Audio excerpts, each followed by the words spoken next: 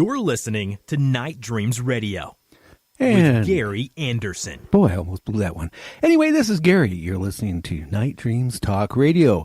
Hey, the weather here today in Gig Harbor. You couldn't ask for a better day. The weather was just so fantastic, and the sun was out. And boy, I felt like getting on my motorcycle, but had to book a lot of people for the show. Got a lot of people wanting to be on the show now. It is totally crazy. Hey, this is part 2 tonight with the interview of Chad Meeks, and we're going to get back where we were on Friday. So other than that, here we are, and hopefully Chad's here. Chad, you there? I'm here, Gary. Okay. Well, everybody, here's Chad, and this is part 2 of UFOs, abductions, and everything else. Hey, before we get on, hey, grab a cup of jabba, get yourself a nice chair to sit in, or a sofa, a blanket, or even a dark beer, and just relax, and let's get into the show. Okay, Chad, glad to have you back on. Thanks. Glad to be back. It was really interesting. Last time we were talking, we went through covered quite a bit, but it's never enough with this subject matter, which is what we like to call the greatest UFO story never told. And so I do like to tell it. It's really a lot of fun. You know, people say, God, Chad, you've been at this for a while, and et cetera, et cetera. It's just something you just don't get out of your blood. You like to share these events. In many respects, it's somewhat cathartic. Uh-huh. It really is. I mean, and I think that a lot of people, and especially I've run into a lot of, contactees, it's a mixed bag. Some can't talk about it, and others, once you get them going, they feel so much better about, what they experienced, and it doesn't seem as bad or as difficult it was. A case in point, and this kind of segues in this, out of Giant. No, first of all, if your listeners, can go, maybe they can go back to the other show and then pick up on some of it. But the place is called Giant Rock, and it's notorious for alien abduction. It's notorious for UFO sightings. For that. And one of my early crews, their production people that I had working with me in promoting, the Giant Rock the movie. I had them, and there were 6 of them. And this is something extraordinary because it's happened in 2001. And one of the guys, his name's Kevin Smith. He is a very, very, very wonderful man. A great help to me, helped me on a lot of different things. But in 2003, circa, him and they were all movie working in the industry in Hollywood, and just totally involved in doing that. And on the technical end, some were grip, some were assistant directors. You name it, they were doing. But this main group of 6. But what they would do is they would go out and they would camp near the rock, at Giant Rock, which we call it out near 29 Palms or Palm Springs, I guess is a good explanation as far as where it's at.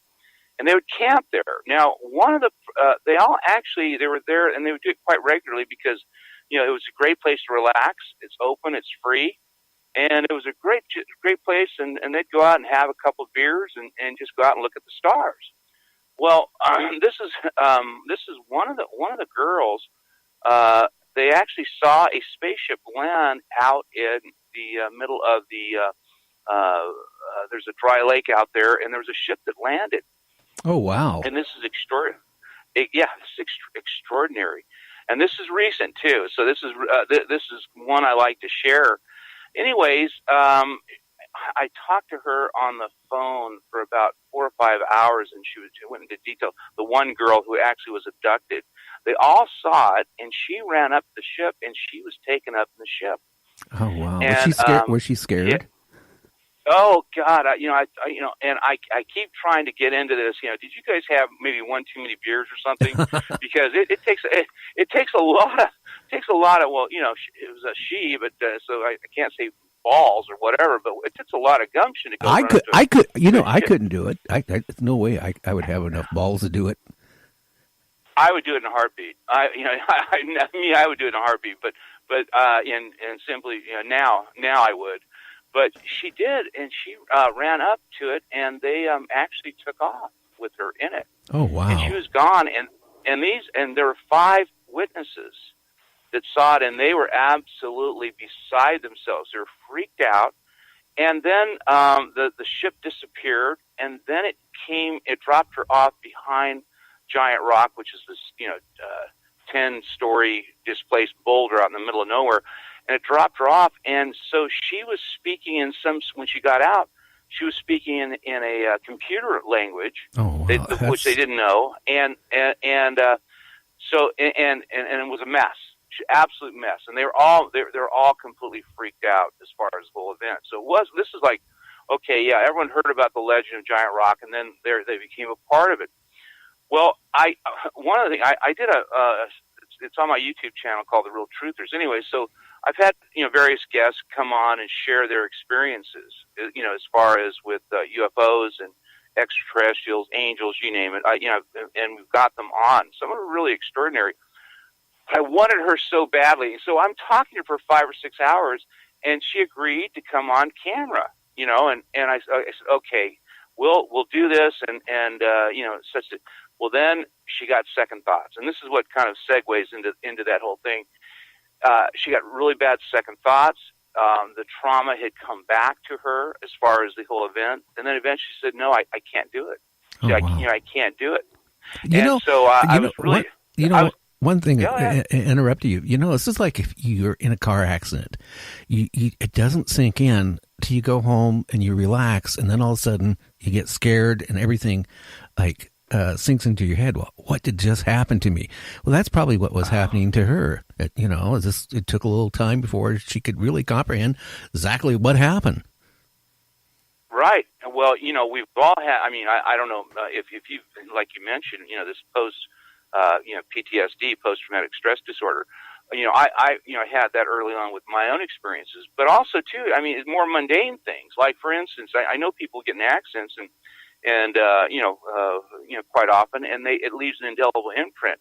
Well, like for instance, I had a full load of, I had a truck filled up to the gill, with a trailer filled up to the gill, and it was snowing, and I was coming across Eisenhower Pass in Colorado, which is the high peak near Aspen. Well, all of a sudden, I found I didn't have any brakes, and so that's not a good place. My wife was, it's not a good place. Yeah. No. So I'm sliding back and forth, and this is a prime example of what happens to you. This is the same. This goes with UFOs. This can do a violence act. This has to Vietnam veterans, et cetera, et cetera. This is what happens. And so, anyways, I didn't talk about it. As far as I swung. The truck was swinging. I was like 1 millisecond away from jumping out. I mean, I could not take it. It was so. I was 5 more miles where I finally got the truck under control, but I'm swinging back and forth, and it was just a horror. Well, lo and behold, I get down the end of the mountain, and there was a town called Eagle, and I just pulled over, and I got a hotel room, and I didn't say anything to my wife, my kids, or anything like that. They were all behind me, as far as in the truck. Well, from there on, for about 7 years, every time I went down a dark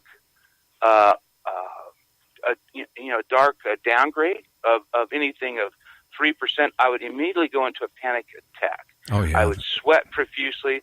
I would literally want to pass out, the whole thing. And it took me about 7 years to finally get where I wouldn't absolutely almost freak out driving downhill at night from that same instance. So, incidentally, I guess as an antidote, this is what I did. I was so fed up with panic attacks and anxiety. One time I was coming downhill, and I said, "Screw it!" I said, "I'm gonna go as fast as I could." And I went 95 miles an hour down this. Actually, it was down the Cajon Pass out in California, which is a pretty steep grade. And I just hauled ass and went all the way down, and that broke the cycle. Then from then on, for some reason, that was how I did it. Well, this is the same thing with UFO abductees, and this is the thing when I do counseling and we do regression therapy, et cetera, et cetera. This is why it's so important that if you have this experience, you should talk to somebody. Don't go on radio, don't talk about it, but talk to somebody that's actually experienced this kind of phenomenon, who knows what they're talking about and knows what it is, simply for that relief, because that kind of shock to the system. And you mentioned, that you would run up to that. I often wonder, I thought, oh my God, what prompted you to do that? But it happened, and the same thing. Travis Walton did it. If you remember Fire in the Sky, he actually did the same thing. But again, it sounds like, well, why would you do that? But yeah. Well, hey, I tell you what, I don't know if she was married or not, but I'd be scared to be married to her, because it sounds like she has more balls than most men do. I mean, hey, most people, if they see a UFO land, they're not going to think of going up and hitching a ride. The first thing I'd be doing would be, like, hey, how fast can I run the opposite direction? So my hat's to her. Oh yeah, no, it is too. Well, and when you talk about like Betty and Barney Hill, they weren't trying to do anything with them. In fact, they were trying to escape and evade them, and so that was, and like there's several people that literally weren't, had no intention of having any kind of connection with extraterrestrials or ET. But like, for instance, for me, I mean, with my thing, mine was and this is, my biggest complaint about mine was a violent abduction that at least I don't, on a conscious level, believe that I had any intention of ever experiencing it. In fact, I resented everything about that whole thing. It wasn't a friendly occurrence for me, and it wasn't a benevolent thing. And I've filmed people that have actually had benevolent experiences, and I'm actually, I'm happy for them. One of the guys that we filmed, actually the guy, in fact, Bruce Noon, I mentioned to you when we were talking about Bill Gates, and one of the developers that had a competing disk operating system to Bill Gates. He gave me his, we filmed him, and he was talking about a whole piece of the whole sky opening up, and literally having a guy pulling levers and things like that, and seeing something out of the Wizard of Oz. Now this gentleman, Bruce Noon, I mean, he's a very successful businessman, now, and he was an extraordinarily brilliant developer, and having this kind of experience, for